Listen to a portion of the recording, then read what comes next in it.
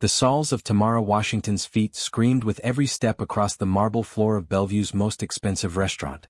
She'd been standing for 14 hours straight, moving between her morning shift at the diner, her afternoon shift at the grocery store, and now her evening shift at Marquis. The elegant dining room blurred slightly as exhaustion pulled at her eyelids. Her bright red uniform dress, required for all servers at Marquis, felt too tight after skipping lunch again to save money. She needed exactly $3,478 more. That's what the hospital billing department had told her this morning. $3,478 or her mother would be discharged from the cancer treatment center, sent home to die because Tamara couldn't afford the next round of chemotherapy. The number burned in her mind like a brand. She'd done the math 17 times on her break. At her current rate, working 3 jobs, sleeping 4 hours a night, she'd have the money in 6 weeks. Her mother's doctor said she had maybe 4. The lunch rush had ended an hour ago, and the dinner service wouldn't start for another 30 minutes. Tamara's manager had finally told her to take her 15-minute break. Her whole body ached. The small table in the back corner looked empty, the white tablecloth pristine, the chairs pushed in neatly.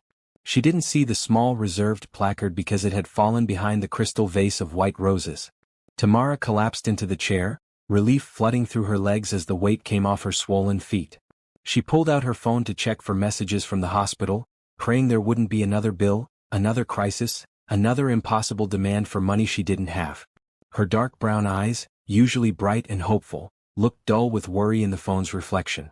Her natural curls, pulled back in a neat bun as required by the restaurant, had started to frizz from the heat of the kitchen. "Excuse me, but I believe you're in my seat." The voice was deep, calm, and came from just beside her. Tamara's head snapped up, an apology already forming on her lips. But the words died when she saw him. Harrison Bennett sat in a wheelchair, his hands resting on the armrests with casual grace. He wore a deep blue suit that probably cost more than Tamara made in 3 months. His dark hair was styled perfectly, and his green eyes studied her with curiosity rather than anger. He was handsome in that way wealthy men often were, polished and put together, but there was something else in his expression. Loneliness maybe. Or sadness buried deep. "Oh my God, I'm so sorry." Tamara scrambled to stand, her chair scraping loudly against the floor. "I didn't see the sign. I was just taking my break and—" "Please sit." Harrison wheeled himself closer to the table. "You look exhausted. When did you last eat?" The question caught her off guard. She couldn't remember anyone asking her that in months. This morning. I think. Maybe yesterday morning." Harrison's expression shifted, something gentler moving across his features. "Then stay. I'm waiting for someone but she's late. You can keep me company until she arrives." "I really shouldn't. My manager will." "I own 20% of this restaurant," Harrison said simply. "You won't get in trouble. Sit. Please." Tamara sat, too tired to argue. A waiter appeared immediately, placing a basket of bread on the table without being asked. Harrison gestured for her to take some. She hesitated, then reached for a roll, her stomach growling loudly enough that they both heard it. Heat rushed to her cheeks. "I'm Harrison," he said, watching her butter the bread with shaking hands. "And you're clearly having a terrible day." "Tamara." She took a bite, closing her eyes at the taste. Fresh bread felt like the most wonderful thing in the world. "And you have no idea." "Tell me." And somehow she did. Maybe it was the exhaustion. Maybe it was the kindness in his eyes. But Tamara found herself talking about her mother's cancer, the mounting bills, the 3 jobs that still weren't enough. She told him about being 26 years old and feeling like she was drowning, about loving her mother so much it physically hurt, about lying awake at night doing math that never added up right. Harrison listened without interrupting, his green eyes never leaving her face. When she finally stopped talking, embarrassed by how much she'd revealed to a stranger, he was quiet for a long moment. "I'm sorry," he said finally. "That's an impossible situation. You're a good daughter." "I'm a desperate daughter," Tamara corrected, finishing her second roll. "There's a difference." "I don't think so." Before Harrison could say more, a woman appeared at their table.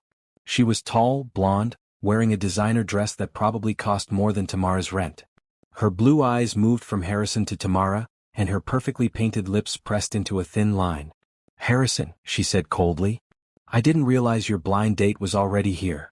Harrison looked confused. "Rebecca? I'm sorry this is—" But Rebecca had already turned on her expensive heels and walked away, her posture radiating anger.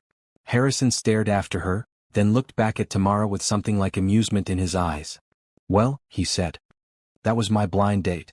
My sister set it up. I wasn't particularly interested anyway." "Oh no." Tamara stood quickly. "I ruined your date. I'm so sorry. I should never have sat here." "You didn't ruin anything." Harrison reached out, his hand hovering near hers but not quite touching. "You made my evening better, actually. Rebecca and I would have had nothing to talk about. But you're real. You're honest. That's rare in my world."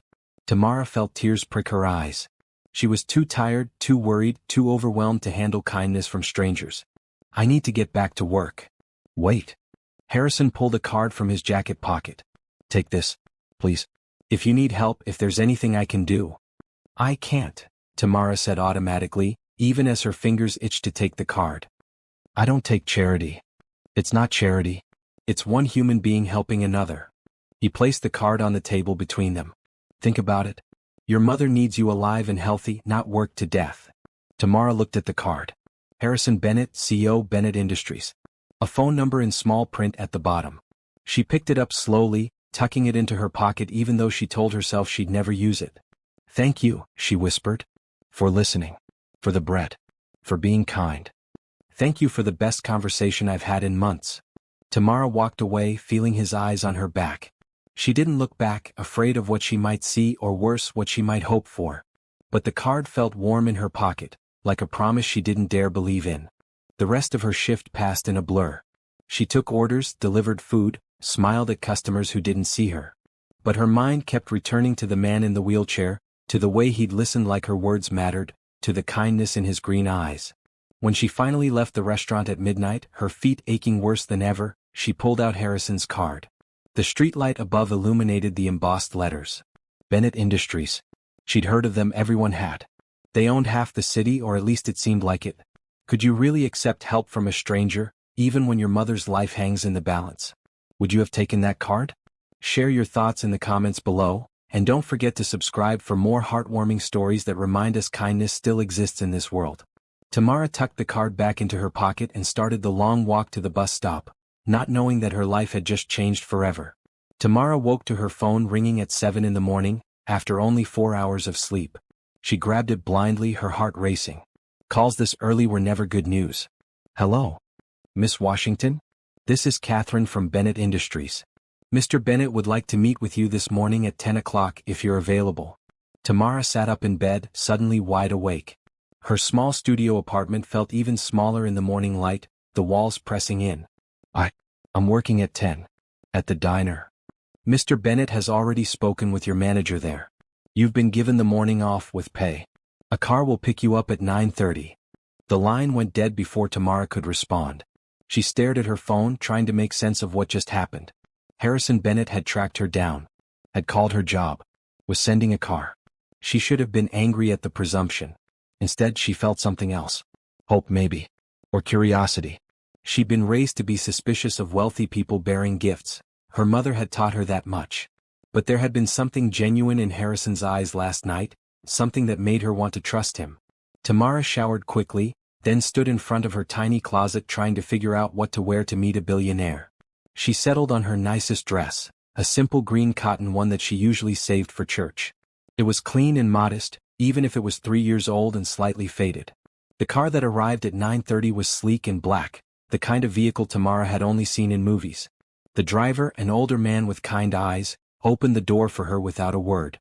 The interior smelled like leather and money. They drove through parts of the city Tamara rarely saw, where the buildings got taller and shinier, where people walked with purpose and expensive coffee cups. Bennett Industries occupied the top 15 floors of a glass tower that seemed to touch the clouds. Catherine met her in the lobby, a professional woman in her 40s with a warm smile. "Miss Washington, so glad you could make it. Mr. Bennett is waiting in his office." The elevator ride up felt endless. Tamara's reflection stared back at her from the mirrored walls, a tired young woman who looked out of place in this world of marble and glass. But she lifted her chin. She had nothing to be ashamed of. Hard work was honorable no matter what job you did. Harrison's office took up half of the top floor. Windows on 3 sides showed the city spread out below like a toy set. He sat behind an enormous desk in his wheelchair, papers spread in front of him. When he saw her, his face lit up. "Tamara. Thank you for coming. Did I have a choice? The words came out sharper than she intended. Yes, Harrison said simply. You always have a choice. That's important to me. Please sit. Tamara lowered herself into the chair across from him, her hands folded in her lap. Why am I here? Because I spent half the night thinking about your situation, Harrison said. He wheeled himself around the desk, closer to her. And I have a proposal. I already told you I don't take charity. Good. Because I'm not offering it. Harrison leaned forward slightly. I need a personal assistant. Someone organized, hardworking, honest. Someone who isn't afraid to tell me the truth. My last 3 assistants quit because they couldn't handle the hours or the work. But I watched you last night. You're a fighter. You don't give up. Tamara's heart started beating faster. I don't have experience as an assistant. I serve food and stock shelves. You manage 3 jobs, remember schedules for dozens of customers, and handle stress that would break most people. That's exactly what I need. Harrison pulled a folder from his desk and handed it to her. This is the position description and the salary. Tamara opened the folder. Her eyes went to the number at the bottom. She read it 3 times, certain she was seeing it wrong. This is more than I make in a year at all 3 jobs combined. It's the standard rate for executive assistants at my level. In a month. Her voice came out as a whisper. Yes. The number swam in front of her eyes. With that salary she could pay for her mother's treatment in full. Could get her into better hospitals. Could stop working herself to death. It felt too good to be true, which meant it probably was. What do you really want? Tamara asked, looking up at him. Men don't just hand out jobs like this to waitresses they met once. Harrison met her gaze steadily. I want someone I can trust. Someone who sees me as a person, not a bank account or a charity case. You talked to me last night like I was normal. Do you know how rare that is? Most people either pity me because of the wheelchair or suck up to me because of the money. You did neither. I didn't know who you were. Exactly. Harrison smiled slightly. You were honest? Real. That's worth more than any resume. Tamara looked down at the folder again. The job description was long, detailed. She'd be working closely with Harrison, managing his schedule, attending meetings, helping with personal tasks. Living on his property in the guest house, available whenever needed. This says I'd live at your estate. Yes. The hours are long and often unpredictable. It's easier if you're on site. The guest house is fully furnished, 2 bedrooms.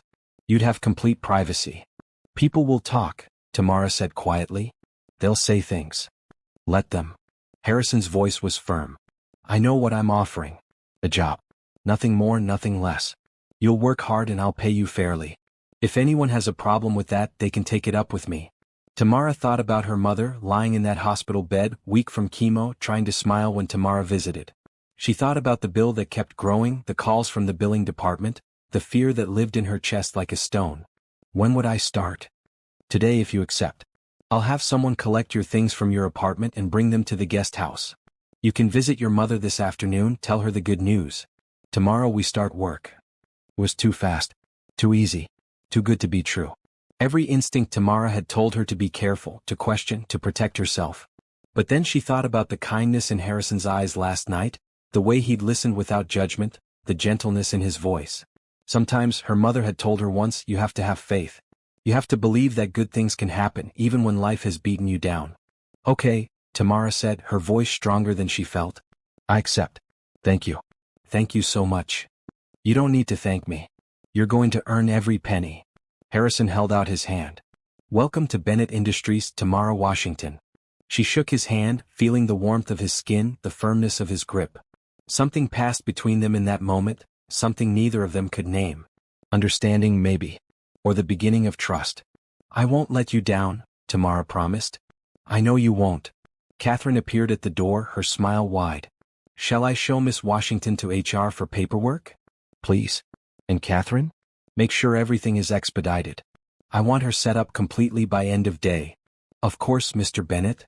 Tamara followed Catherine out, her mind spinning. She'd woken up this morning as a waitress struggling to survive. Now, somehow her entire life had changed. She had a job that paid real money. A place to live. A chance to save her mother. As the elevator descended, Tamara sent up a silent prayer of gratitude. She didn't know what the future held, didn't know if she was making the right choice. But for the first time in months she felt something other than despair.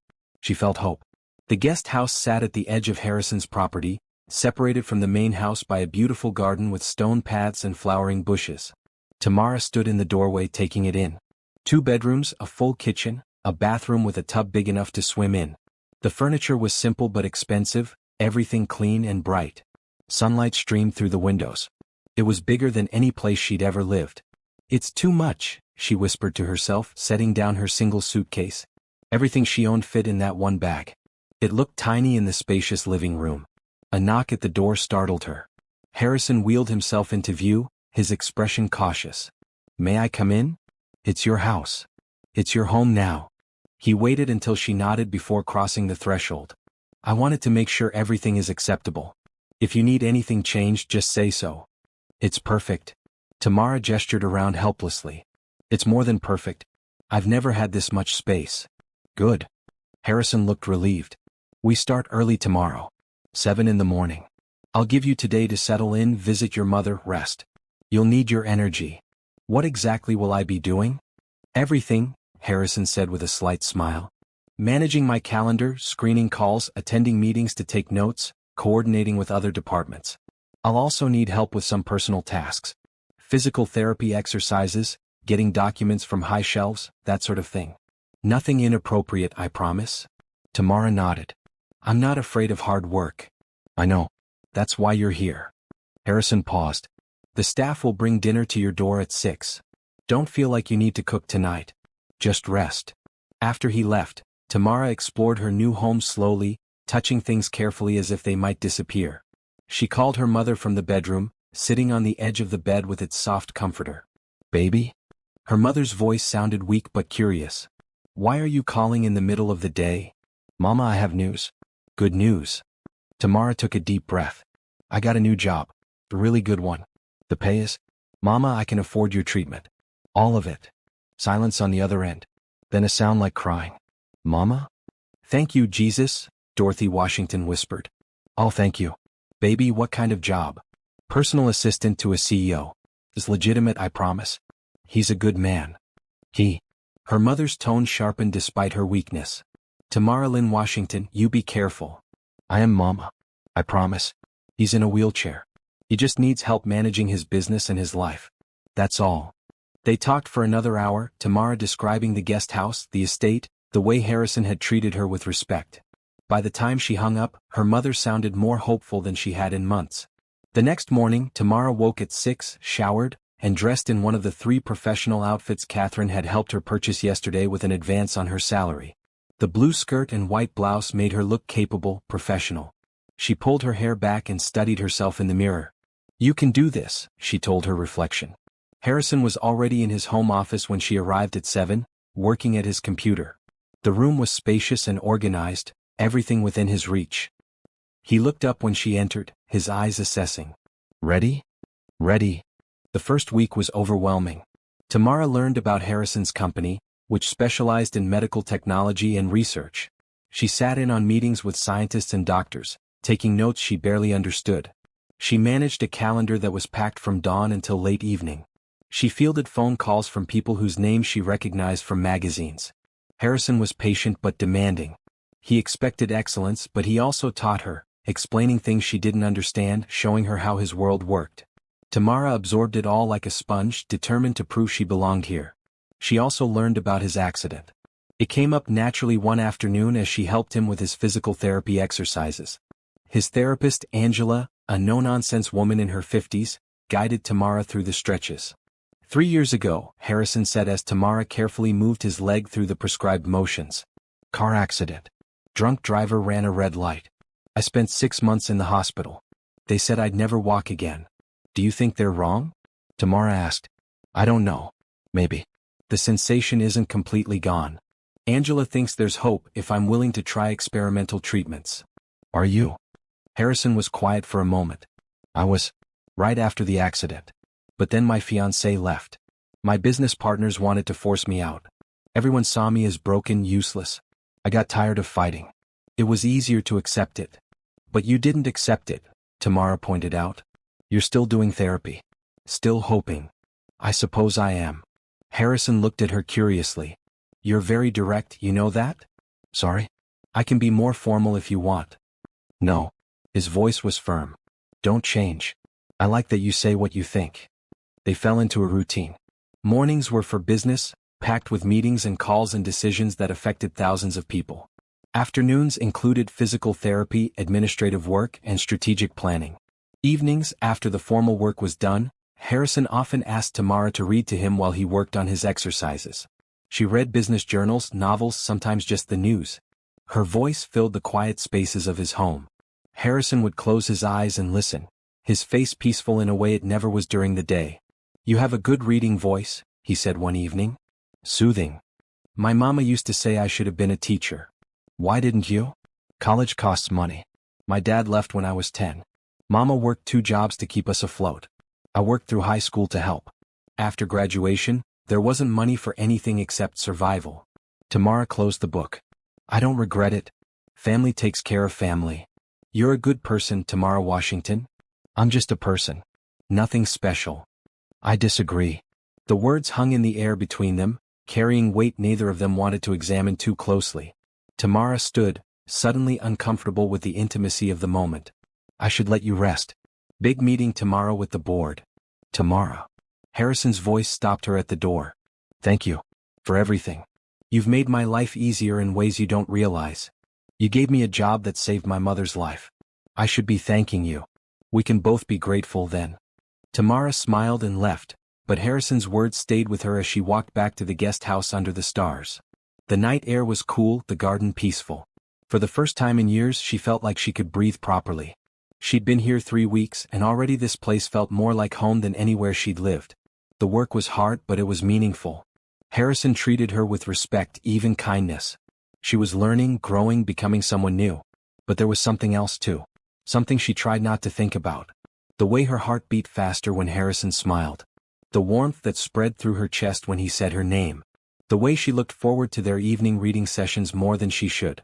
It was nothing, she told herself firmly. Gratitude, that's all. He'd saved her mother's life. Of course she felt connected to him. But late at night, lying in her comfortable bed, Tamara wondered if she was lying to herself. And if she was, what that might mean. Spring arrived at the estate like a whisper, turning the gardens into a canvas of colors. Tamara had been working for Harrison for 2 months now, and the rhythm of their days had become comfortable, easy. She knew his preferences, anticipated his needs, managed his complicated life with increasing confidence. Her mother's treatment was going well. The tumors were shrinking. Dorothy's voice grew stronger with each phone call. That alone would have made everything worth it. But Tamara couldn't deny that there was more. Tell me about your childhood, Harrison said one afternoon as Tamara pushed his wheelchair through the garden paths. The sun was bright, the air warm. They'd finished early for once and Harrison had suggested getting outside. Not much to tell. Normal life. School, friends, church on Sundays. Mama worked hard to give me a good life. What about your father? Tamara was quiet for a moment. He left when I was 10. Said he couldn't handle the pressure of family. Mama never dated again after that. She said she was too busy raising me to waste time on men who didn't know how to stay.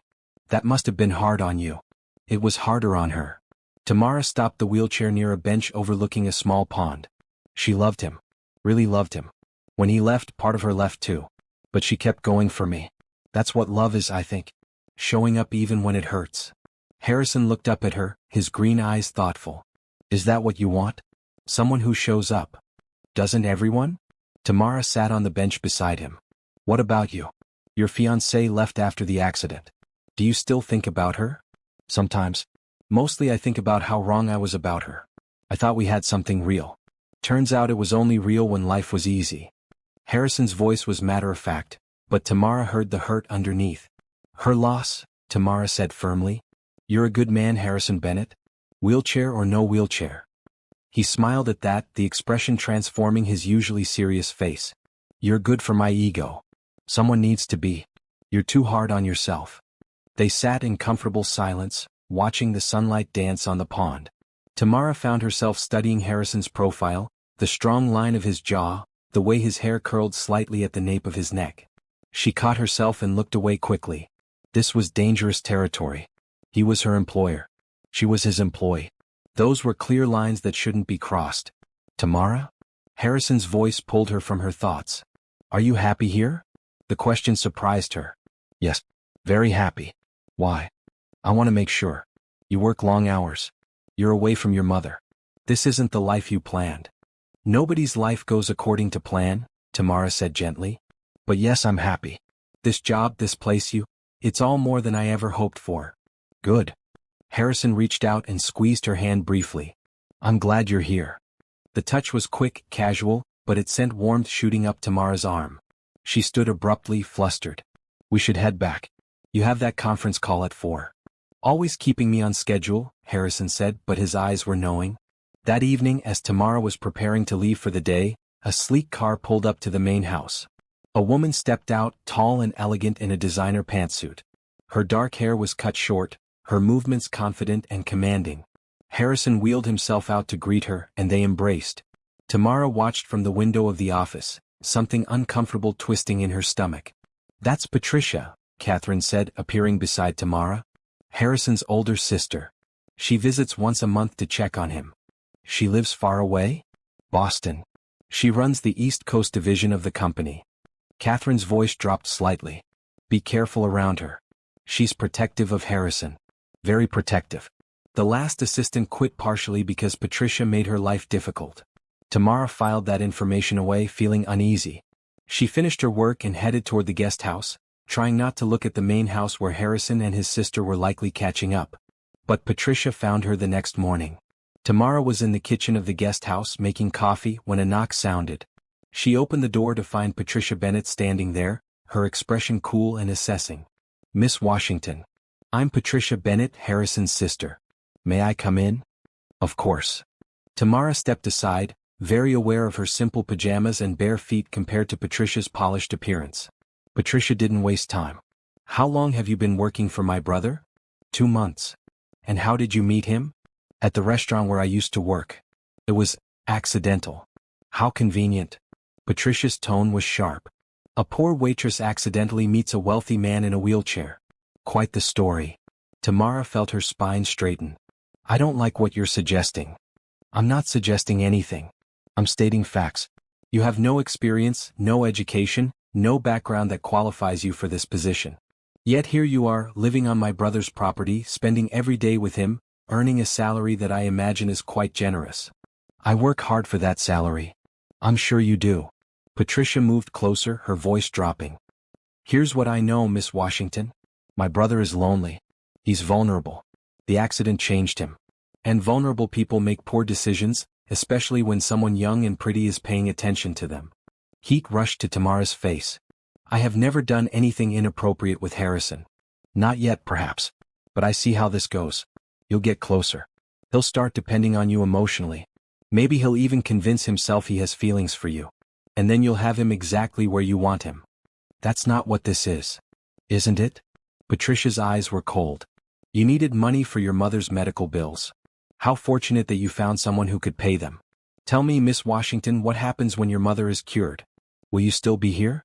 Or will you have gotten whatever it is you really want from my brother? Tamara forced herself to stay calm, even though her hands were shaking. I understand you're protective of Harrison. That's good. He should have people who care about him. But you're wrong about me. I'm not after his money or trying to manipulate him. I'm just doing my job. We'll see. Patricia moved toward the door, then paused. A word of advice. Know your place, Miss Washington. You're the help. Nothing more. The sooner you remember that, the better it will be for everyone. She left, closing the door with a soft click that felt louder than a slam. Tamara stood frozen, Patricia's words echoing in her mind. Know your place. The help. Nothing more. Was that really all she was? Just an employee who should keep her distance, do her work, and not let herself feel anything beyond professional courtesy? But she did feel things. She felt warmth when Harrison smiled at her. She felt happy during their conversations. She felt something growing between them that she didn't quite know how to name. Was Patricia right? Was Tamara fooling herself? Was she taking advantage of Harrison's loneliness without meaning to? These questions haunted her through the day. She went through the motions of her work, but her mind was elsewhere. Harrison noticed, of course. He always noticed. What did Patricia say to you? He asked during their afternoon session. Nothing important. Tamara. His voice was gentle but firm. Don't lie to me. I know my sister. What did she say? Tamara met his eyes, then looked away. She thinks I'm taking advantage of you. That I'm here for your money, that I'm manipulating you. Harrison's jaw tightened. And what do you think? I think. Tamara chose her words carefully. I think the lines between us are getting blurry. I think maybe I should be more careful about maintaining professional distance. Is that what you want? It's what's appropriate. That's not what I asked. Harrison wheeled closer. Do you want distance between us? Do you want to go back to being just employer and employee, nothing more? Tamara's heart hammered in her chest. It doesn't matter what I want. Your sister is right about one thing. You're vulnerable and I'm in a position of dependence. Anything between us would be complicated. Life is complicated, Harrison said quietly. But that doesn't mean we should avoid it. I value our friendship, Tamara. These past 2 months have been the happiest I've been since the accident. Please don't let Patricia's paranoia ruin that. I just don't want to hurt you. Or take advantage. You couldn't if you tried. Harrison reached out and took her hand. You're one of the most honest people I've ever met. Whatever this is between us, it's real. Don't doubt that. Tamara squeezed his hand, feeling the warmth of his touch. Okay. But we should be careful. For both our sakes. Agreed. But as Tamara left that evening, she wondered if being careful was even possible anymore. Her feelings for Harrison were growing stronger every day, and from the way he looked at her, she suspected his were too. Patricia was right about one thing. This situation was complicated. The question was whether complicated meant impossible or just difficult. Tamara hoped for the latter, even though she knew she probably shouldn't. 3 weeks after Patricia's visit, a woman showed up at the estate unannounced. Tamara was in Harrison's office, organizing files, when Catherine buzzed through on the intercom. Mr. Bennett, there's a Vanessa Crawford here to see you. She doesn't have an appointment. The color drained from Harrison's face. His hands gripped the arms of his wheelchair tightly. Tell her I'm busy. She says she'll wait as long as necessary. Harrison was silent for a long moment. Tamara watched him struggle with the decision. Finally he sighed. Fine. Send her in. Who is she? Tamara asked. My ex-fiancée. Tamara barely had time to process that before the door opened. Vanessa Crawford was beautiful in a cold, polished way. Her blonde hair was perfectly styled, her designer dress probably cost thousands. She moved with the confidence of someone who'd never been told no in her life. Her eyes swept over the office, landing on Harrison. Something flickered in her expression. Pity maybe. Or calculation. Harrison. Her voice was smooth as honey. You look well. Vanessa. What do you want? Can't I visit an old friend? We're not friends. Harrison's voice was flat. You made that clear 3 years ago when you returned my ring. Vanessa's eyes moved to Tamara. And who is this? Your assistant? Yes. Tamara Washington. Tamara, this is Vanessa Crawford. Tamara nodded politely but didn't speak. Something about this woman made her instincts scream danger. Perhaps we could speak privately? Vanessa suggested, her tone pointed. Anything you have to say, you can say in front of Tamara. Vanessa's smile tightened, but she recovered quickly. Very well. I've been following your company's progress. The new medical research division is impressive. The stock price has doubled in the past year. Get to the point. I made a mistake. Vanessa moved closer, her hand reaching toward Harrison's wheelchair. I was scared after the accident. I didn't handle it well. But I've had time to think, to grow. I want another chance. The audacity of it took Tamara's breath away. This woman had abandoned Harrison when he needed her most, and now she wanted back in because his business was successful? Harrison's laugh was bitter. A chance at what? Me? Or my bank account? That's not fair. Fair? Harrison's voice rose slightly. You left me in the hospital, Vanessa. You said you couldn't handle being with someone who was broken. Your word, not mine. Broken. I was young and foolish. You were 30 years old. And I'm not interested in revisiting this. Whatever we had is dead. It died the day you walked away. Vanessa's mask cracked, showing anger underneath. Is it because of her? She gestured at Tamara. Your little assistant? Really, Harrison? She's probably half your age. I'm 26, Tamara said coolly. And this has nothing to do with me. Harrison is simply not interested in you. How sweet. The help thinks she has a say. Vanessa's smile was sharp. Tell me, dear, how much is he paying you to play this role? That's enough. Harrison's voice cut through the tension. Leave, Vanessa. Now. Before I have security escort you out. You'll regret this. When she takes you for everything you have, Don't come crying to me. I won't. Harrison's eyes were hard. Goodbye, Vanessa. She left in a swirl of expensive perfume and rage. The door clicked shut behind her. Harrison closed his eyes, his hands shaking slightly on the armrests. Are you okay? Tamara asked gently. I'm fine. That was unpleasant. She's awful. Harrison opened his eyes, surprised. That's direct. You said you wanted me to be honest. Tamara knelt beside his wheelchair so they were eye level.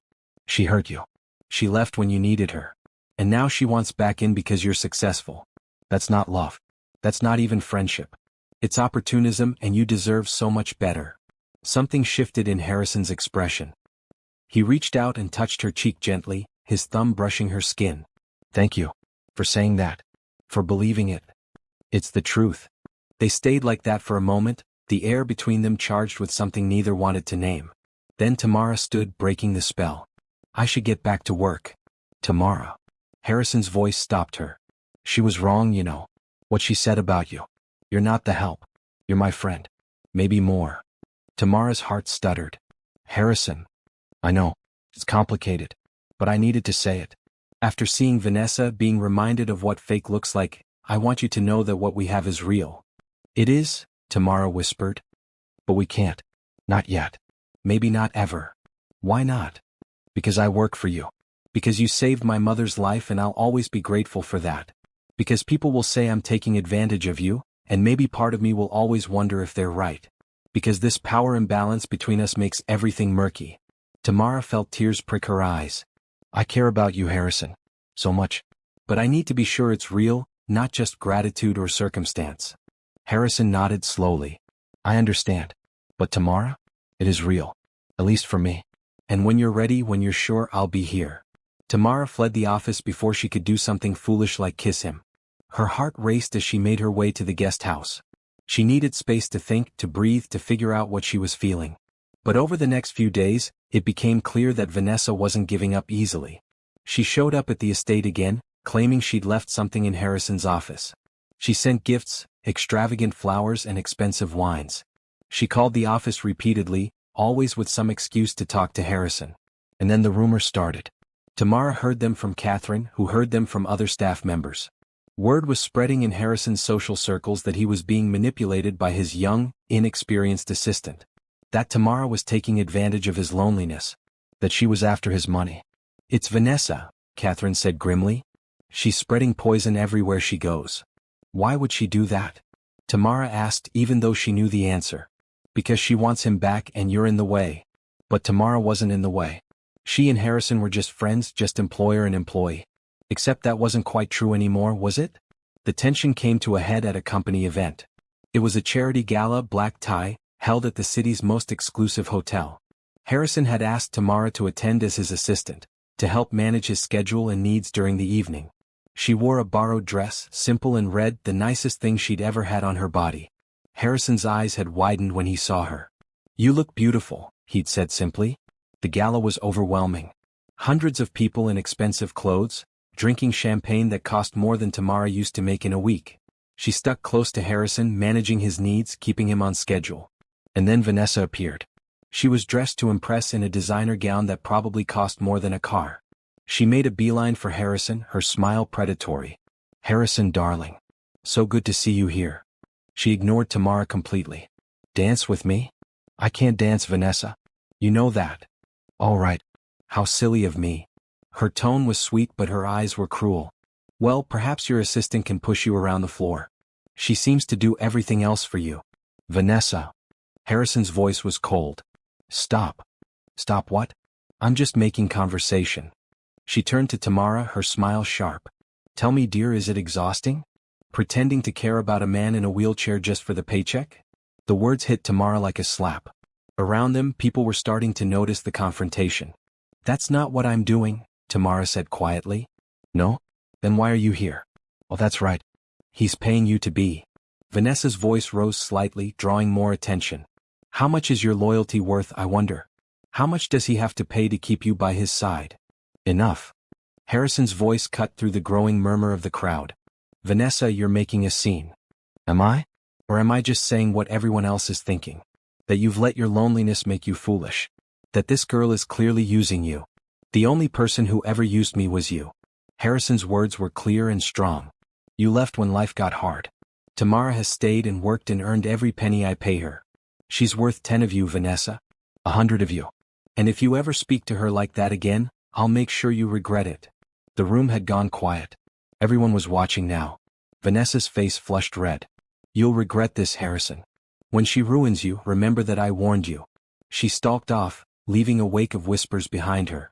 Harrison looked at Tamara, his expression apologetic. I'm sorry. I should have handled that better. You defended me. Tamara's voice shook slightly. Thank you. Always, Harrison said simply. But as they left the gala early, Tamara couldn't shake the feeling that this was just the beginning. Vanessa had been humiliated in front of everyone. Women like that didn't forgive. They got even.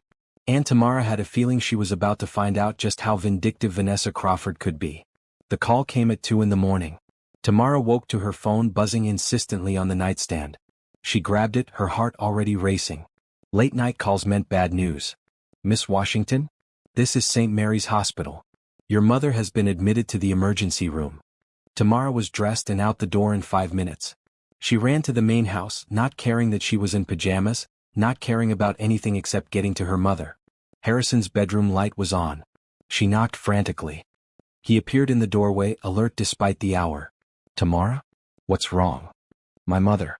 She's in the hospital. I need to go. I'm sorry, I know it's the middle of the night, but I need. Give me 2 minutes to dress. I'll drive you. Harrison, you don't have to. 2 minutes. His voice left no room for argument. They made it to the hospital in 20 minutes, Harrison's driver navigating the empty streets quickly. Tamara sat in the back seat, her hands clasped so tightly her knuckles were white. Harrison reached over and covered her hands with one of his. She'll be okay, he said. You don't know that. No. But I know she's a fighter. Like her daughter. The emergency room was bright and sterile and terrifying. A nurse directed them to the intensive care unit. Tamara's legs felt weak as they took the elevator up. Dorothy Washington lay in a hospital bed, hooked up to machines that beeped and hummed. She looked so small, so frail. Her dark skin had an ashen tone that made Tamara's stomach clench. A doctor appeared, young and tired-looking. Miss Washington? I'm Dr. Phillips. Your mother had a severe reaction to her latest round of chemotherapy. Her body went into shock. We've stabilized her, but... He paused. Her condition is more serious than we initially thought. The cancer is aggressive. The current treatment isn't working as well as we'd hoped. What are you saying? I'm saying we need to consider other options. More aggressive treatments. Possibly experimental therapies. Dr. Phillips glanced at his clipboard. The costs will be substantial. Insurance won't cover most of it. Tamara felt the world tilt. How much? The full course of treatment could run between $200,000 and $300,000. The number was impossible. Even with her new salary, even with the money she'd saved, it wasn't enough. It would never be enough. I can't. Tamara's voice broke. I don't have that much. Harrison's hand touched her shoulder. What's the best treatment available? Money isn't a concern. Dr. Phillips looked between them, then at Harrison's wheelchair. Understanding dawned. There's a clinical trial at Stanford. Experimental immunotherapy. It's shown remarkable results, but the waiting list is long and the costs. I'll make some calls, Harrison said. We'll get her in. Whatever it takes. Harrison, I can't let you do that. Tamara turned to him, tears streaming down her face. It's too much. I can't pay you back. I'm not asking you to. His voice was gentle but firm. Tamara, your mother is sick. Let me help. Please. Why? Why would you do this? Because I can. Because it's the right thing to do. Harrison's eyes met hers. And because I care about you. Which means I care about the people you love. Tamara broke down then, sobbing into her hands. Harrison pulled her close, his arms strong despite the wheelchair. She cried against his chest, feeling his heartbeat steady beneath her ear. I've got you, he whispered. I've got you both. True to his word, Harrison made calls. By morning, Dorothy Washington was being transferred to Stanford Medical Center. A private jet was arranged. The best doctors were standing by. Harrison had moved mountains with a few phone calls, spending money that most people couldn't even imagine having. Tamara rode in the jet with her mother, holding her hand, watching her sleep. Harrison had stayed behind to manage the business, but he'd made sure everything was arranged perfectly.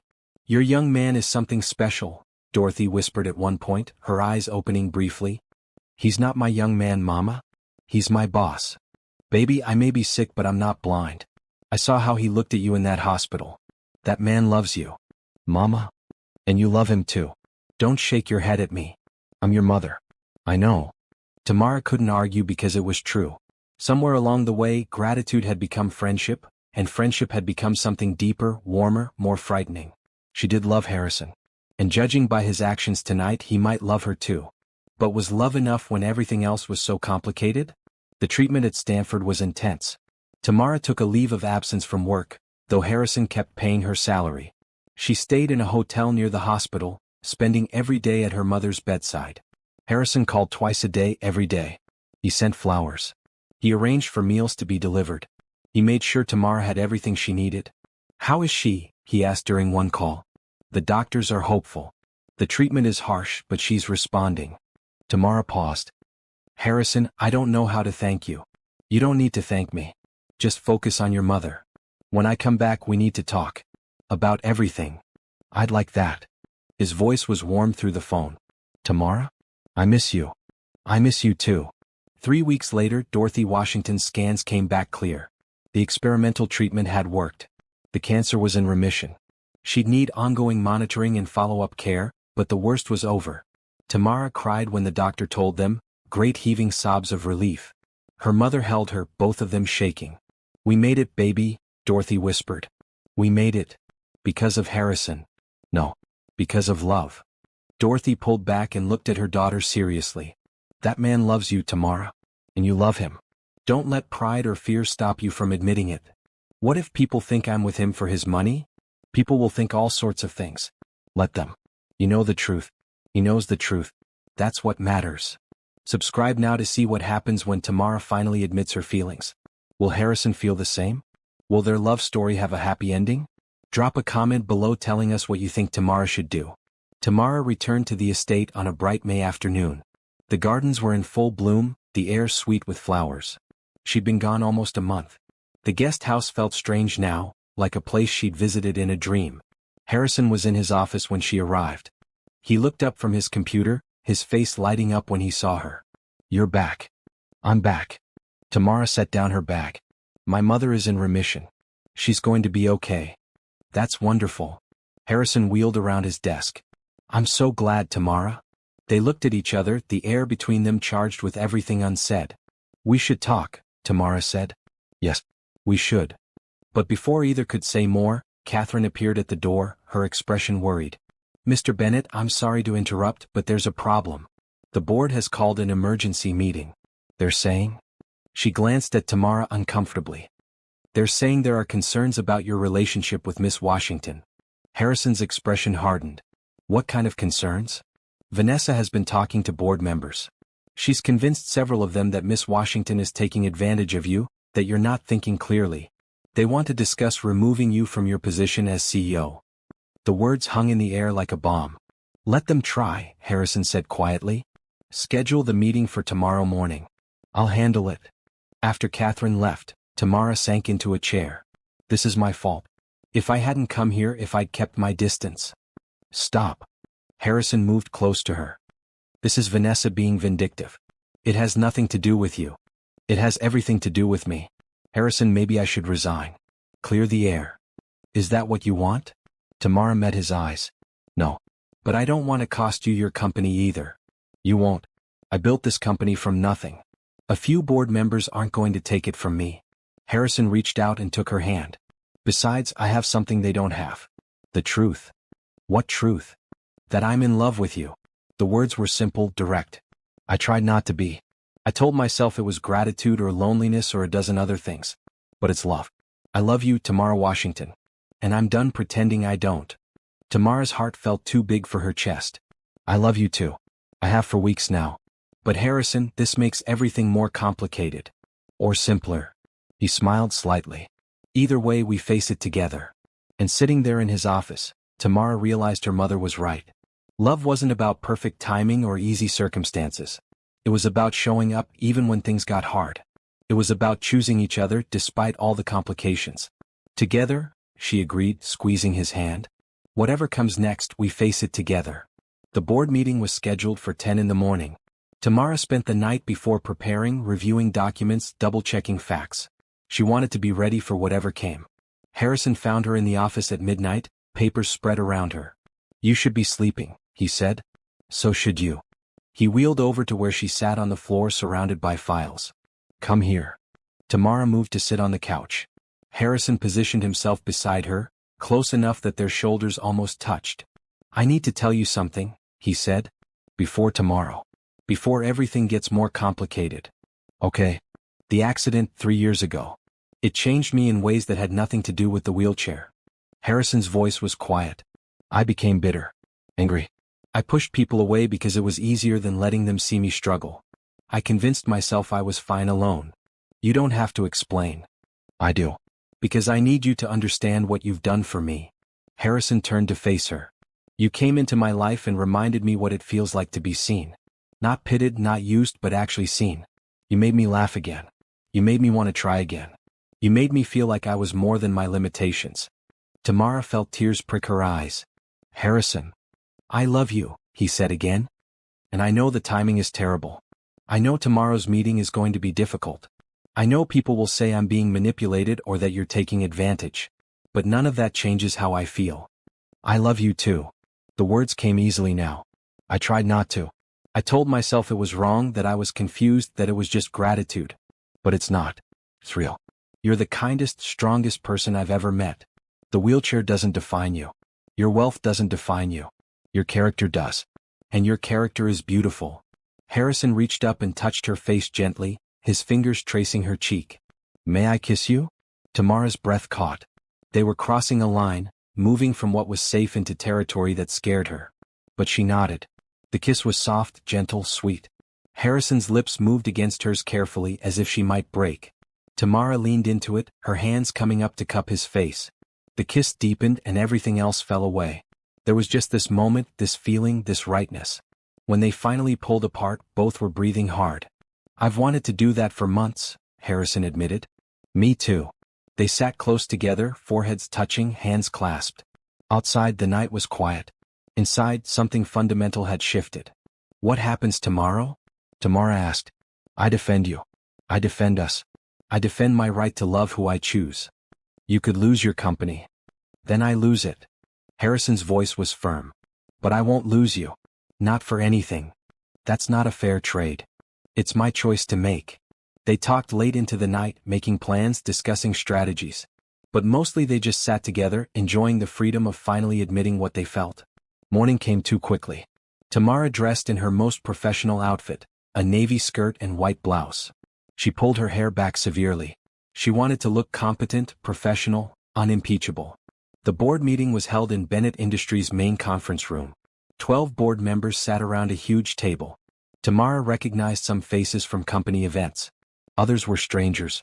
Patricia was there, her expression carefully neutral. Vanessa sat in the gallery looking smug. Harrison wheeled himself to the head of the table, Tamara standing slightly behind him. He looked calm, controlled, every inch the CEO. The chairman, an older man named Richard Wilson, called the meeting to order. "Mr. Bennett, this meeting was called to discuss concerns about your recent behavior and decision-making. Specifically, your relationship with your assistant, Miss Washington." "What concerns?" Harrison's voice was level. "Several board members have received information suggesting that Miss Washington is taking advantage of your position. That she's manipulated you into providing her with money, housing, and opportunities beyond what's appropriate for her role." "And who provided this information?" Harrison looked directly at Vanessa. "Let me guess. Vanessa Crawford. My ex-fiancée who's been harassing both Miss Washington and myself for months." Vanessa stood up. "I'm trying to protect you, Harrison. Everyone can see what's happening except you." "Sit down, Miss Crawford," Richard said firmly. "You're not a member of this board." "Then why is she here?" Harrison gestured at Vanessa. "She provided information that we felt needed to be investigated." "Information. Or gossip?" Harrison's voice sharpened. "Let's be clear about what's happening here. Vanessa is angry that I refused to take her back after she abandoned me. She's spreading lies about Miss Washington to hurt us both. And you're letting her manipulate you into questioning my competence." "No one is questioning your competence," another board member said. But we have a duty to the shareholders to ensure the company is being run properly. Your personal life is your business, unless it affects your judgment. And you think it has? The company stock is at an all-time high, Patricia spoke up suddenly. Profits are up 40% from last year. Our medical research division has made breakthroughs that are going to change lives. My brother's judgment is fine. Better than fine. He's doing the best work of his career. Several board members nodded, looking uncomfortable. Miss Washington, Richard addressed her directly. Would you care to respond to these allegations? Tamara stepped forward, her heart pounding but her voice steady. I work hard for Mr. Bennett. I manage his schedule, attend meetings, coordinate projects. I earn my salary. As for my personal relationship with him, that's between us. But I'm not taking advantage of anyone. I love Harrison and he loves me. That's not manipulation. That's life. How convenient, Vanessa called out, that you fell in love with a rich man who could pay your mother's medical bills. Harrison paid my mother's medical bills because he's a good man who helps people, Tamara shot back. He's donated millions to charity. He funds research that helps thousands. He employs hundreds of people at fair wages. Why is it suspicious when he helps me but admirable when he helps others? The room was silent. Because she's sleeping with him, Vanessa said bluntly. I'm not, Tamara said clearly. We've done nothing inappropriate. We haven't crossed any lines professionally. What we feel for each other is real and honest. Unlike whatever you felt for Harrison, which apparently ended the moment his life got difficult. Harrison's hand found hers, squeezing gently. This meeting is ridiculous, Patricia said coldly. Vanessa Crawford is a scorned woman spreading lies. That's all this is. If you try to remove my brother from his position, I'll fight you with everything I have. And so will every shareholder who cares about actual performance rather than gossip. Richard looked around the table. Several board members were nodding. Others looked uncertain. Perhaps we were hasty, he said finally. Mr. Bennett, your work speaks for itself. Your personal life is your own. However, we would appreciate it if you could maintain clearer boundaries going forward. No, Harrison said firmly. I won't hide my relationship with Tamara to make you comfortable. She's the woman I love. That's not changing. If the board has a problem with that, vote to remove me. But I won't pretend to be someone I'm not. The silence stretched. Then Patricia started clapping slowly. A few other board members joined in. Meeting adjourned, Richard said, looking defeated. As people filed out, Vanessa approached Harrison one last time. You're making a mistake, she hissed. No, Harrison said calmly. I made a mistake 3 years ago when I thought you loved me. Falling in love with Tamara is the smartest thing I've done since then. Vanessa left, her heels clicking angrily on the floor. Tamara let out a breath she didn't know she'd been holding. That was necessary, Harrison finished. And overdue. Patricia approached them, her expression softer than Tamara had ever seen it. I owe you an apology, she said to Tamara. I judged you without knowing you. I was wrong. Thank you, Tamara said, surprised. Take care of him. Patricia looked at her brother fondly. He deserves happiness. And it's clear you make him happy. After she left, Harrison and Tamara stood together in the empty conference room. We did it, Tamara said. We did. What now? Harrison smiled. Now we live our lives. Together. They left the building hand in hand, aware that people were watching, not caring. They'd faced down the worst and survived. Whatever came next, they'd handle it. Together. The week after the board meeting felt like the calm after a storm. Vanessa disappeared, finally accepting defeat. The gossip at Bennett Industries died down. Life returned to normal, or at least a new version of normal. Tamara continued working as Harrison's assistant, but now everyone knew they were also more than that. To her surprise, most people were supportive. She got smiles in the hallways, congratulations from coworkers. Catherine gave her a knowing look and said, about time. But not everything was smooth. 2 weeks after the meeting, Harrison's lawyer called with bad news. Vanessa had filed a lawsuit against him, claiming emotional distress and defamation. It was clearly a spite move without legal merit, but it would tie them up in court for months. She's not giving up, Tamara said, reading through the legal documents. She will eventually. Vanessa always moves on to the next thing when she realizes she can't win. Harrison didn't look worried. My lawyers are good. This won't go anywhere. But the lawsuit was just the beginning. Someone leaked a story to the press. Within days, tabloids were running headlines about the billionaire CEO and his former waitress girlfriend. The stories were sensational, painting Tamara as a gold digger and Harrison as a fool. Photographers camped outside the estate. Reporters called constantly. Tamara couldn't go anywhere without cameras in her face. "This is horrible," she said one evening, looking at a particularly nasty article on her phone. "Don't read them," Harrison advised. "They're garbage. They're calling me awful names. They're saying I seduced you for money, that I'm not qualified for my job, that I'm using you. And the people who matter know the truth." Harrison took her phone and set it aside. "Tamara, this is what happens when you're in the public eye. People make up stories. They create drama. We just have to ride it out." But riding it out was harder than Tamara expected. Her mother called worried. Old friends from the diner contacted her, some supportive, others judgmental. She felt exposed, vulnerable, like her private life had been put on display for the world to mock. The stress started showing in her work. She made mistakes with Harrison's schedule, missed important calls, forgot details. Harrison noticed but didn't say anything, just quietly fixed her errors. Until one afternoon when she accidentally double-booked him for 2 important meetings on the same day. "Tamara." Harrison's voice was gentle but firm. "Talk to me.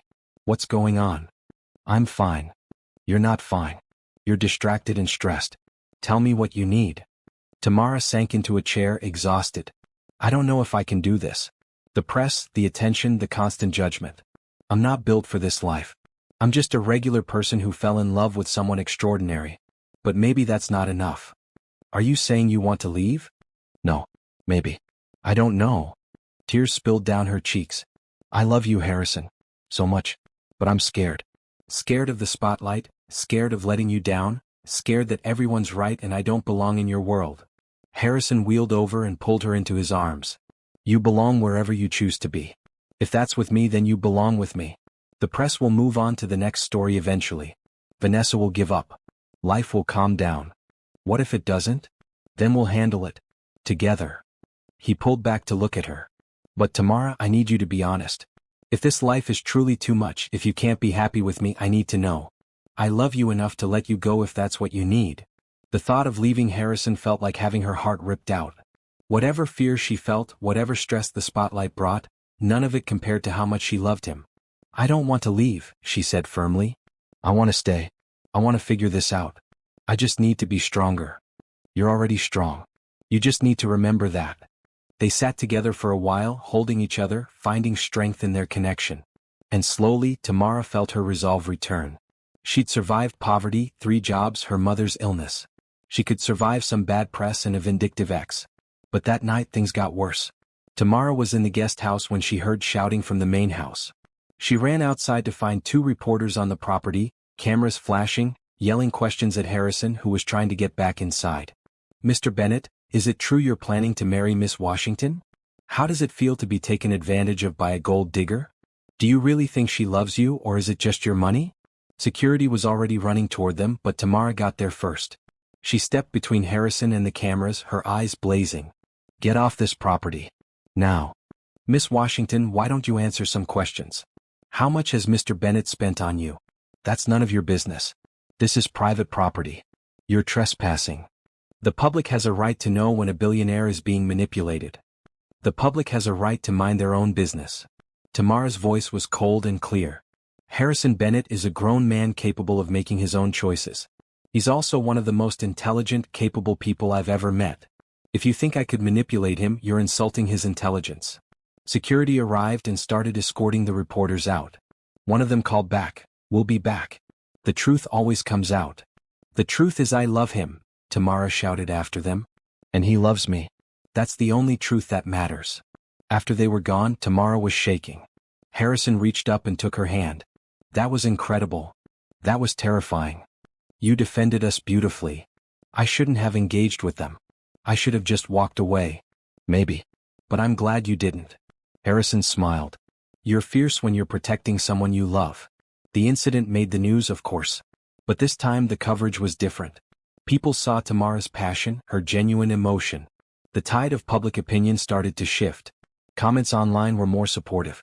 Some reporters started questioning Vanessa's story. And then, a breakthrough.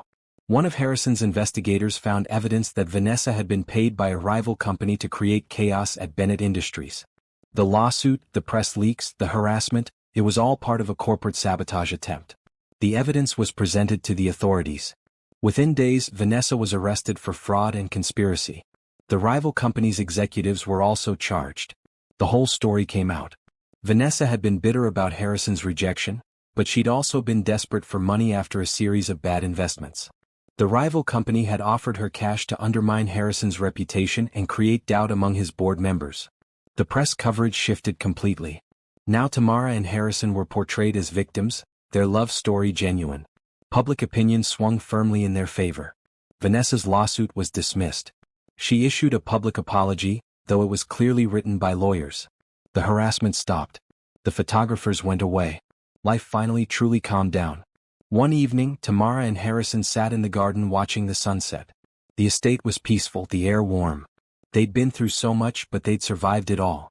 "I'm sorry," Harrison said suddenly, "for everything you went through because of me. The press, Vanessa, all of it. It wasn't your fault. In a way it was. I brought you into this world. I exposed you to this scrutiny. And you stood by me through all of it." Tamara took his hand. "You defended me to your board. You protected me from Vanessa. You never once asked me to change or hide who I was. That means everything. I love you exactly as you are." "I know. And I love you exactly as you are. Wheelchair and all, billionaire and all, stubborn and all." Harrison laughed, the sound warm in the evening air. "Stubborn?" "Very stubborn. But in a good way." They sat in comfortable silence, both thinking about how far they'd come. From that accidental meeting in a restaurant to this moment, their journey had been anything but simple. But it had been real, honest, and worth every difficulty. "What happens now?" Tamara asked. Now we live our lives. Well, figure things out as we go." "That sounds perfect." And in that moment, with Harrison's hand in hers and the future stretching out before them full of possibilities, Tamara truly believed it would be. 3 months passed in relative peace.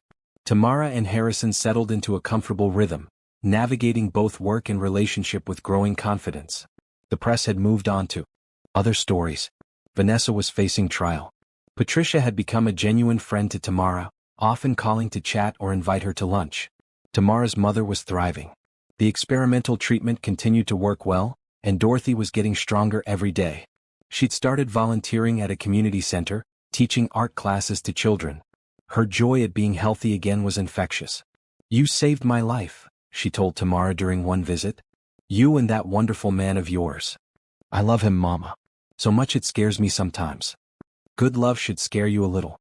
It means it matters. Dorothy studied her daughter seriously. "Has he talked about the future? Marriage? Children?" "We're taking it slow. There's no rush. Baby, when you know, you know. Don't waste time being scared of happiness." Tamara thought about those words often over the next few days. She and Harrison had talked about the future in vague terms, but they'd never made concrete plans. Part of her wondered if Harrison was hesitant because of his disability, if he worried about being able to be a full partner, a husband, maybe a father. She wanted to reassure him that none of that mattered. She loved him as he was. But she didn't know how to start that conversation. The universe, it seemed, had its own timeline. Harrison came home from a doctor's appointment with news. Tamara knew something had happened the moment she saw his face. He looked excited and scared and hopeful all at once. "What is it?" she asked. "Sit down." Tamara sat, her heart racing. "You're worrying me." "Don't be worried. It's good news." "Maybe. Possibly." Harrison took a breath. "Dr. Chin has been consulting with a team of specialists. They've been reviewing my case for months, and they think they might have a solution." "A solution to what?" "To this." Harrison gestured at the wheelchair. "They want to try an experimental surgery. Nerve regeneration using stem cells and synthetic tissue. It's risky, success rate is only about 60%, but if it works..." "You could walk again," Tamara finished, her voice barely a whisper. "Yes." They stared at each other, the weight of the possibility hanging between them. "What happens if it doesn't work?" Tamara asked. "I stay in the wheelchair. Possibly with reduced nerve function from surgical complications. There's also a small risk of more serious complications." "How small?" 10% chance of infection or other serious issues." Tamara felt her stomach clench. "That's not small." "No, it's not." Harrison wheeled closer to her. "But Tamara, there's a chance. A real chance that I could walk again. That I could stand beside you instead of always looking up. That I could take you dancing, carry our groceries, run through the garden. I don't need you to do any of those things. I love you exactly as you are. I know you do. And that's part of why I want to try. Harrison took her hands. You've never once made me feel less than whole. But I've made myself feel that way. I want to try for me. To prove to myself that I haven't given up. That I'm still fighting. Tamara understood. It wasn't about her or their relationship. It was about Harrison reclaiming something the accident had taken from him. When would the surgery be? Dr. Chin wants to do it soon. Within the next 2 weeks. The procedure takes 8 hours. Recovery is 6 months of intensive physical therapy. 6 months? Possibly longer. There's no guarantee about the timeline. Or the outcome. Tamara thought about all the risks, all the ways this could go wrong. But she also thought about Harrison's face when he talked about walking again, the hope in his eyes. You should do it, she said firmly. You should try. Are you sure? I'm terrified. But yes, I'm sure. If there's a chance, you should take it. Harrison pulled her close, holding her tight.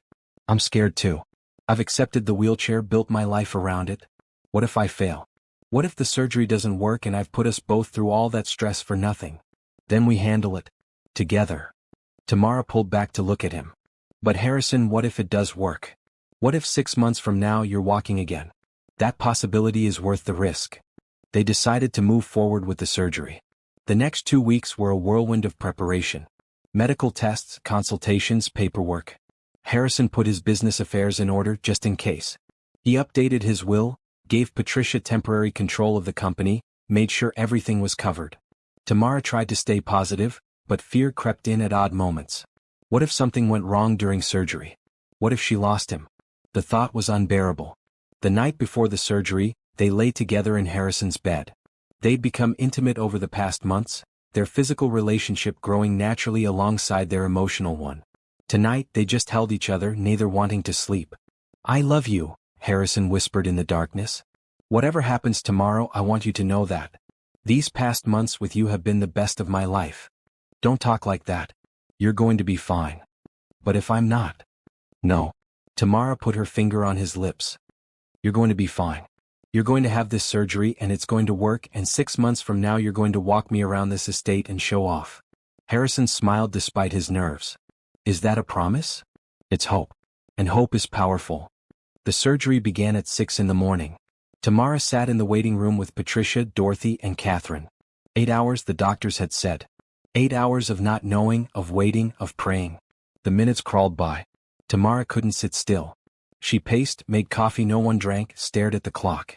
Her mother held her hand. Patricia made phone calls. Catherine brought food that no one could eat. At hour 6, a nurse came out. He's doing well. Everything is proceeding as planned. The relief was overwhelming. Tamara actually felt her knees weaken. At hour 8, Dr. Chin appeared, still in his surgical scrubs. His face was unreadable. Tamara stood, her heart in her throat. Is he? The surgery was successful. Dr. Chen's serious face broke into a smile. We were able to reconnect the damaged nerve pathways and install the synthetic tissue grafts. Mr. Bennett is in recovery. It will be weeks before we know if he'll regain function, but the procedure itself went perfectly. Tamara burst into tears. Patricia hugged her. Dorothy whispered prayers of gratitude. Catherine actually laughed with relief. Can I see him? Tamara asked. Soon. He's still unconscious from anesthesia. Give him another hour. That hour felt longer than the previous 8. But finally, a nurse led Tamara back to Harrison's room. He looked pale and tired, hooked up to machines and IVs. But his eyes opened when she entered, and his smile was real. Hey, he said, his voice rough. Hey yourself. Tamara took his hand carefully. How do you feel? Like I got hit by a truck. But I'm alive. Dr. Chin said it went well. It did. You did it, Harrison. You actually did it. We did it. He squeezed her hand weakly. I couldn't have done this without you. They sat together in the quiet recovery room, hands clasped, both thinking about the long road ahead. 6 months of therapy. Months of pain and work and uncertainty. But also, possibly, the chance to walk again. Harrison dozed off, exhausted from the surgery. Tamara stayed by his bed, watching him sleep, feeling gratitude and hope and love so strong it made her chest ache. Whatever happened next, they'd face it together. And that was enough. The first 3 months after surgery were the hardest of Harrison's life. The pain was intense. The physical therapy was grueling. Some days he made progress. Other days he could barely move his legs at all. But Tamara was there through all of it. She supported him during therapy sessions, encouraged him when he wanted to give up, celebrated every tiny victory.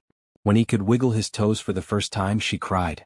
When he could feel sensation in his legs again, they both did. "I can feel you touching my ankle," he said one afternoon, wonder in his voice. "I can actually feel it." Angela, his therapist, was pleased with his progress. "You're responding better than expected. Whatever you're doing, keep doing it." "That would be Tamara," Harrison said, looking at her with obvious love. "She's my inspiration." Slowly, painfully, Harrison began to regain function. First, small movements, then larger ones. At 4 months post-surgery, he stood for the first time, supported by parallel bars and Angela's strong hands. Tamara watched from the doorway, tears streaming down her face. Harrison was shaking with effort, his legs trembling, but he was standing. Actually standing. "I'm doing it," he gasped. "I'm actually doing it." "You're amazing," Tamara whispered. At 5 months he took his first steps. They were halting, uncertain, heavily supported. But they were steps. Real steps. The day he walked across the room unassisted, Patricia flew in from Boston to celebrate. They had a small party, just family and close friends. Harrison walked to each person, shaking hands, accepting hugs, proving to himself and everyone else that this was real. But he saved the best moment for Tamara. "Dance with me," he said, holding out his hand. "Harrison, you just learned to walk. You shouldn't." "Dance with me," he repeated. Catherine queued up a song on her phone, something slow and sweet. Harrison pulled Tamara into his arms, wrapping one hand around her waist, holding her hand with the other. They swayed gently, not quite dancing but moving together. "This is everything I dreamed of," Harrison whispered. "Being able to hold you like this, standing with you, not looking up at you." "I never minded looking down," Tamara said, but she was crying. "I know. But I minded. And now I don't have to." 6 months after the surgery, Harrison was declared fully recovered. He still used a cane sometimes, especially on rough terrain or after long days. But he could walk. He could run if he wanted to. He could live a normal, active life. Bennett Industries threw a massive celebration. The board members who'd once doubted him congratulated him warmly. The press covered his recovery story, painting him as an inspiration. But Harrison didn't care about any of that. He cared about Tamara. The day after the big company celebration, Harrison asked her to meet him at Marquis, the restaurant where they'd first met. Tamara was confused but agreed. She arrived to find the restaurant closed for a private event. Harrison stood in the doorway, not in a wheelchair this time. Standing. Wearing a perfect suit, holding a bouquet of roses. "What's this?" Tamara asked. "Come with me."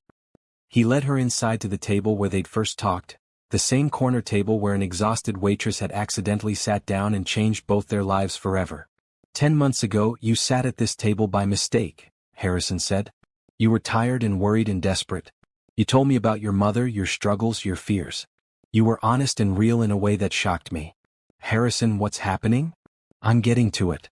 He smiled. "You changed my life that night, Tamara. You reminded me what it means to be human, to connect, to care. You took a job you were overqualified for and exceeded every expectation. You dealt with my sister's suspicion, Vanessa's harassment, the press's judgment. You stood by me through surgery and recovery. You loved me when I was in a wheelchair, and you love me now that I can walk." Harrison knelt down on one knee, his legs steady beneath him. From his pocket he pulled out a small velvet box. Tamara's hands flew to her mouth. "Oh my God. Tamara Washington, you are the strongest, kindest, most beautiful person I've ever met. You make me better. You make me happier. You make me want to be the man you believe I am." He opened the box, revealing a ring that sparkled in the restaurant's light. "Will you marry me?" "Yes." The word burst out of her. "Yes, yes, yes." Harrison slid the ring onto her finger, then stood and pulled her into his arms. They kissed as applause erupted around them. Tamara looked up to see their family and friends emerging from the back of the restaurant. Her mother, Patricia, Catherine, Angela, even some of Harrison's board members. Everyone was clapping and cheering. "You planned this," Tamara said. "I've been planning it for months. I was just waiting until I could kneel properly." Harrison grinned. "Worth the wait." They set the wedding date for 6 months later, giving them time to plan properly. Tamara insisted on a modest ceremony, but Harrison convinced her to have something bigger, to celebrate with everyone who'd supported them. The wedding took place on the estate, in the garden where they'd spent so many evenings talking. White flowers covered every surface. A small orchestra played. 200 guests filled the chairs.